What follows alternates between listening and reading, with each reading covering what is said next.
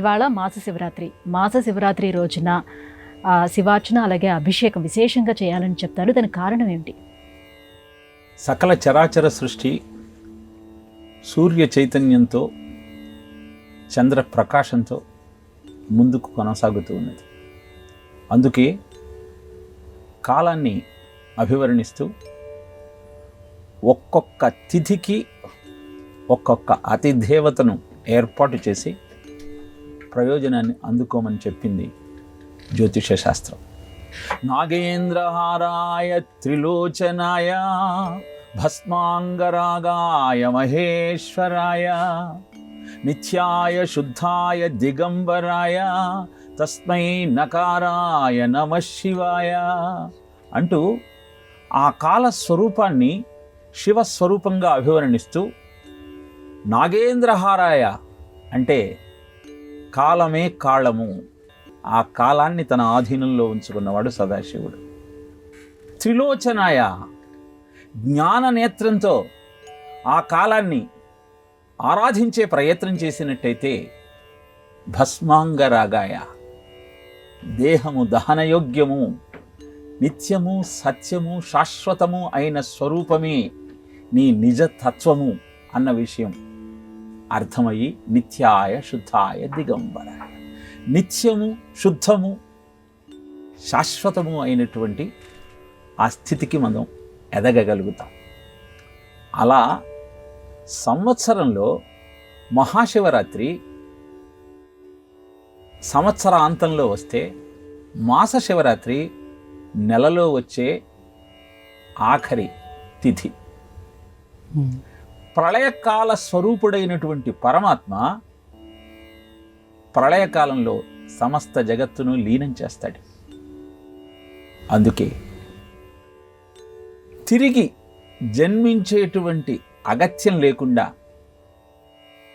ఈ అద్భుతమైనటువంటి జగత్తుకు మూలమైన సదాశివుణ్ణి త్రయోదశితో కూడినటువంటి చతుర్దశి, అదే మాస శివరాత్రి.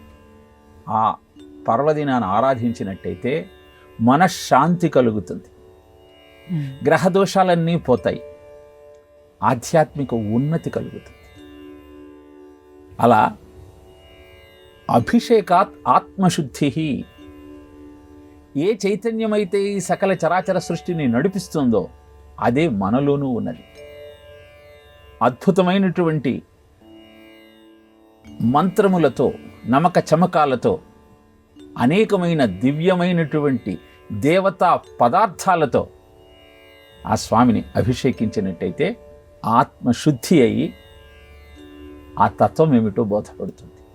అనంతరం బిల్వదళాలతో బిల్వానాం దర్శనం పుణ్యం స్పర్శనం పాపనాశనం అని దర్శించి స్పర్శించటం వల్ల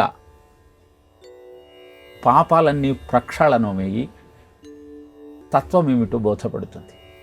మనం పంచాంగ శ్రవణం చేసేటప్పుడు గురు బలాన్ని, శని స్థితిని, రాహుకేతుల యొక్క స్థానాన్ని వివరిస్తారు. కారణం ఏమిటి అంటే గురు బలం శుభములను కలగటానికి ఆచరించాల్సిన విధి విధానాలను తెలియచేస్తే ఆచరించిన కర్మ ఫలాలను ఏ విధంగా అనుభవించాలో తెలియజేసేది శనిగ్రహం. రాహుకేతువులు ఛాయాగ్రహాలు. ఈ రాహుకేతువుల యొక్క ప్రభావంతో జాతక చక్రంలో కలిగే దోషాలన్నీ పోగొట్టుకోవాలి అంటే శివార్చన చెయ్యాలి. ఈ గ్రహాలన్నీ శివుని యొక్క స్వాధీనంలో ఉంటాయి. అందుకే అద్భుతమైన మాస శివరాత్రి పర్వదినాన ఆ శివునికి అభిషేకం చేస్తూ గ్రహ దోషాలను పోగొట్టుకుంటూ మనశ్శాంతిని పొందుతూ ఆధ్యాత్మిక ఉన్నతిని అందుకోవటం కోసం అందించబడిన అద్భుతమైన సాధనమే మాస శివరాత్రి నాడు ఆచరించాల్సినటువంటి శివార్చన విధానం. ఆచరిస్తూ ఎదురయ్యే ఆటంకాలన్నింటినీ ఆనందంగా దాటుకుంటూ అద్భుతమైన శ్రేయోపథంలో ముందుకు సాగే ప్రయత్నం చేద్దాం.